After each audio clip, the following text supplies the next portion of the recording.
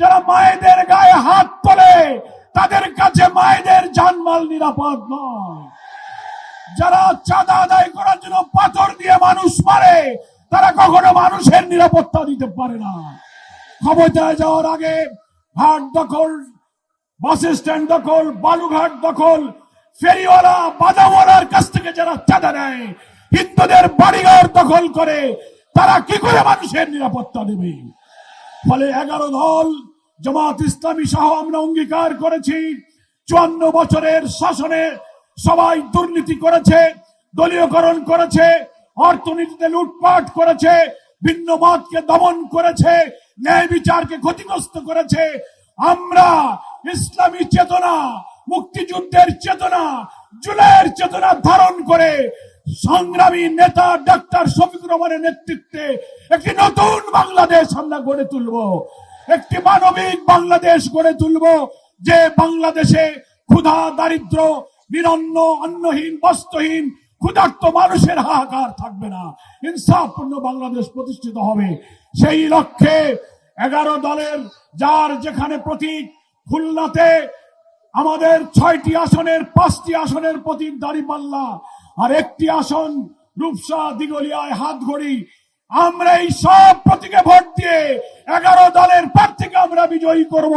সবাই কি রাজি আছেন? প্রিয় ভাইরা, খুলনাবাসীর পক্ষ থেকে আগামী দিনে বাংলাদেশ রাষ্ট্রের যিনি নির্মাতা হবেন তার দৃষ্টি আকর্ষণ করে কয়েকটি দাবির কথা আমি আমিরের জামাতের বিবেচ করছি। প্রথম বিল ডাকাতিয়া, বিল বাদুড়িয়া, ঘোষলা, সালাতিয়া, কয়েকটি বিলের জলাবদ্ধতা ভবদা থেকে দক্ষিণাঞ্চল পর্যন্ত 35 বছর ধরে শাক সবজি, মাছ চাষ, ফসল, ধানের ক্ষতি হয়ে আমাদের জীবন জীবিকার ঠিকানা ধ্বংস হয়ে যাচ্ছে। ইনশাআল্লাহ নতুন বাংলাদেশ নির্মিত হলে 60-এর দশকের ওয়াবদা, বাঁধ এবং দক্ষিণ অঞ্চলের উপকূলীয় কয়রা, পাইকগাছা, বটিয়াগাছা, দাকব অঞ্চলের উপকূলীয় অঞ্চলের টেকসই বাঁধ নির্মাণ করে এই অঞ্চলের কৃষি, মৎস্যকে বাঁচিয়ে রাখতে হবে। আমরা খুলনার বিশেষায়িত হাসপাতাল একটা আছে, সেখানে আধুনিক যন্ত্রপাতি নাই, চিকিৎসার সংকট। কর্তৃত্ববাদী শাসকেরা এক সময় এই হাসপাতালকে নিয়ে রাজনীতি করেছিল। এখন মুক্ত বাংলাদেশে বিশেষায়িত হাসপাতালের আধুনিকায়ন করে সার্বিক উন্নয়ন করতে হবে। বন্ধ মিল কারখানা, খালিশপুর, খুলনা, নিউজপ্রিন্ট, হার্ডবোর্ড, পাটকল, চিনিকল, ম্যাচ ফ্যাক্টরি, টেক্সটাইল মিল সব বন্ধ হয়ে গেছে। লক্ষ লক্ষ শ্রমিক বেকার। নতুন বাংলাদেশ যদি আমরা আমিরের জামাতের নেতৃত্বে গড়তে পারি, বন্ধ মিল কারখানা চালু করে শ্রমজীবী দুঃখী মানুষের বুকে হাসি ফোটাতে হবে। সম্মানিত আমিরের জামাত, খুলনায় আপনি জেনে অবাক হবেন, একটা বিভাগীয় শহর, খুলনায় কোনো গ্যাস লাইন নাই। বাংলাদেশের সব প্রায় গুরুত্বপূর্ণ শহরে গ্যাস লাইন পৌঁছে গিয়েছে।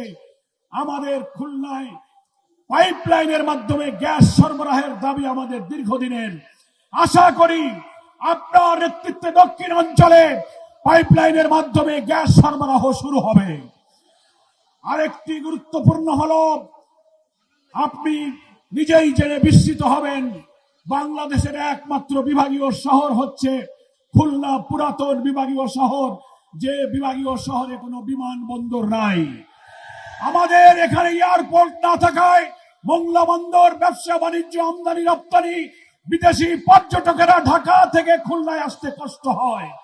এই জন্য বিমানবন্দরের জন্য খুলনা মোংলা রোডের পাশে জমি অধিগ্রহণ করা হয়েছে, কিন্তু টাকা লুটপাট করে বিগত সরকার তো সব শেষ করে দিয়েছে।